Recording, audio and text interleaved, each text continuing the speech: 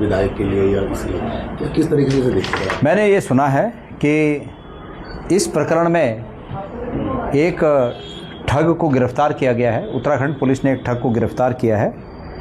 मैं आपके समान मैं भी ये चाहता हूँ कि उत्तराखंड पुलिस उस ठग के प्रायोजन को सार्वजनिक करे कि वो किस प्रायोजन के लिए उसने ठगी की, उस ठगी में कौन कौन से लोग फंसे, जो लोग फंसे उनको इस ठगी में शामिल होने के लिए क्या उनका हेतु था, उनका मकसद क्या था, ये सब बातें उजागर होनी चाहिए। तो मैं तो भाई कई दिन से सो नहीं पाया। जब मैंने मेरे बारे में अनर्गल बातें सुनी तो मैं चैन की नींद कई दिनों से नहीं सो पाया। लेकिन मैं अभी भी बेचैन हूँ कि ये जो पूरा वाक़या है ये पूरा साफ़ होना चाहिए और जनता के सामने आना चाहिए। सर आपको भी फ़ोन आया, बताइए। मैं देखिए, मैं हूँ अखड़ा आदमी, मुझे भी आया फ़ोन उसका। हाँ, आपको भी हटाने की, आपको पद से हटाने की बात। मैंने कहा भाई अभी हटा, कल हटाना तो आज हटा। मैं तो न तो मैं किसी से बात करना है और न मैंने किसी को कुछ देना है, तुम अभी हटा दो। उसने मुझे कहा कि आपकी वजह से ये ऐसा आरोप लगा रही हैं और आपकी वजह से पार्टी की छवि खराब हो रही है।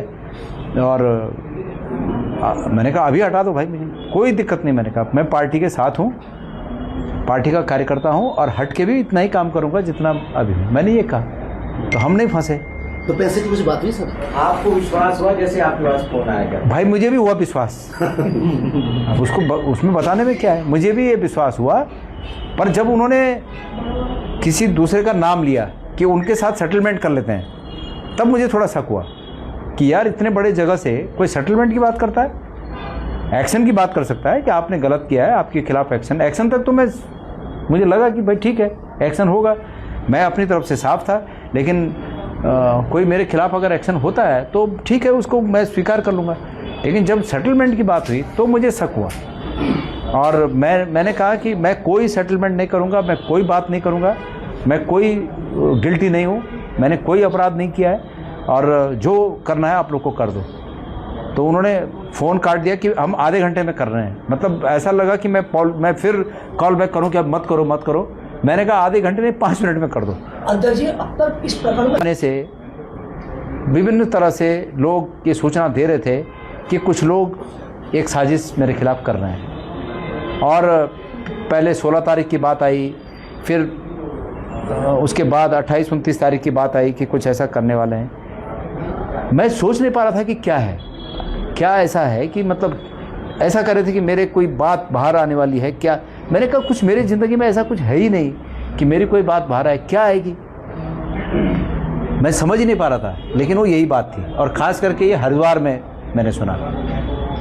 ठीक है, तो यही बात रही होगी। पर जो भी है ये पुलिस का काम है, पुलिस अभी भी बहुत कुछ छुपा रही है। मैं जानता हूँ इसमें क्या क्या है, मैं बहुत अच्छी तरीके से जानता हूँ क्या क्या है, लेकिन पुलिस अभी भी छुपा रही है। पुलिस को कहीं से भी बात होगी कि भाई सब कुछ नहीं बताना है। लेकिन सर क्या आपको ये लगता है कि उसने नाम लिए हैं, पूछताछ में उसने सबके नाम लिए हैं। पुलिस का काम है उन नामों को उजागर करे, इसमें कौन कौन शामिल है। मेरा कोई बात ही नहीं है। अच्छा, पैसे की कितनी बात हुई थी? कुछ पैसे की मेरी जानकारी नहीं है भाई। आपके साथ कुछ पैसे की बात हुई? नहीं, मेरी जानकारी में नहीं है, मेरे से कोई पैसे की बात नहीं हुई। ये हुई कि मतलब ये जो आपको बदनाम कर रहे हैं, इनको हम ठीक कर देते हैं, वो बोल देते हैं, इनको समझा देते हैं, जो भी कुछ है कुछ कर दो इनको। मैंने कहा भाई मैं न कुछ करने वाला हूँ और न मेरा कोई लेना देना। आपको जो करना है, मेरे ऊपर कार्रवाई करनी है, मेरे को हटाना है, मैं बिल्कुल तैयार बैठा हुआ हूँ। लेकिन उमेश भाई, एक सवाल ये भी है कि आखिर क्यों मर जाए? क्या आपको लगता है कि वो नहीं चाहते कि कांग्रेस जो है सत्ता में आए, एक ईमानदार नेतृत्व के रूप में आगे बढ़े? देखिए, मैं पार्टी का कार्यकर्ता हूँ और बहुत स्ट्रेट फॉरवर्ड सीधा चलने वाला आदमी हूँ। मैं अपने काम से मतलब रखता हूँ, लेकिन ये ज़रूर है और इस बात पर भी मैं विश्वास रखता हूँ कि पार्टी को सत्ता में लाने के लिए जो बेहतर से बेहतर हो, मुझसे जो बेहतर हो, वो इस जगह पर बैठ जाना चाहिए। मैं इस पर विश्वास रखता हूँ और मैं अपने काम में विश्वास रखता हूँ। जिस दिन मेरे खिलाफ़ ये बात आई सामने, मैंने उस दिन परमेश्वर को याद किया और मैं उस पर विश्वास करता हूँ। मुझे ज़्यादा मत पूछे, मैं भावुक हो जाऊँगा। मैं उतने दिनों से सो नहीं पाया। मैंने जो मेरे पे आरोप लगे मैंने कभी उन आरोपों को मैं सोच नहीं सकता हूँ। हाँ, ये ठीक है, कहा गया कि उनके घर में मंगलवार को चिकन बना था, ये बना था, वो बना था। भाई हम लोग पहाड़ी लोग हैं, हमारे यहाँ मंगलवार को पूजा होती है, देवी की पूजा होती है, मंगलवार शनिवार को ही होती है। मेरे घर में मेरे परिवार के लोग नहीं सो पाए। हमने ज़िंदगी में इस तरह की स्थिति को कभी फेस नहीं किया और इसके पीछे निश्चित रूप में साजिश है, निश्चित रूप में। मैं भावुक आदमी हूँ, मत छेड़िए मुझे। और ठीक है, मैंने परमेश्वर पर विश्वास किया, परमेश्वर ने बहुत जल्दी पर्दाफाश कर दिया। ठीक है सर, इस प्रकरण पर सूचना अधिकार के माध्यम से कुछ जानकारियाँ मांगी और अंततोगत्वा जानकारी ये मिली कि उनके डेट ऑफ बर्थ के बारे में हमें कोई जानकारी नहीं है। तो सरकार भ्रष्टाचार करने के लिए किस किस तरीके से क्या क्या चीज़ें कर रही है, निश्चित रूप में वो अधिकारी सिर्फ और सिर्फ इस रूप में वहाँ लाया गया कि वो भ्रष्टाचार करने का मास्टरमाइंड है। बस यही खासियत के कारण उनको लाया गया है और पहले भी इस तरह के आरोप उन पर लगे हैं। तो इसलिए मैं ये कहना चाह रहा हूँ कि सरकार का मकसद ही जब भ्रष्टाचार है तो और क्या क्या किया जा सकता है।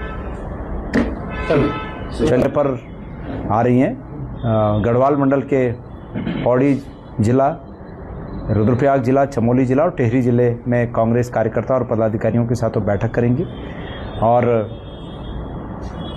उनका प्लान बद्रीनाथ और श्री केदारनाथ दर्शन करने का भी उनका इरादा है। परमेश्वर की इच्छा होगी, निश्चित रूप में वो दर्शन करेंगी।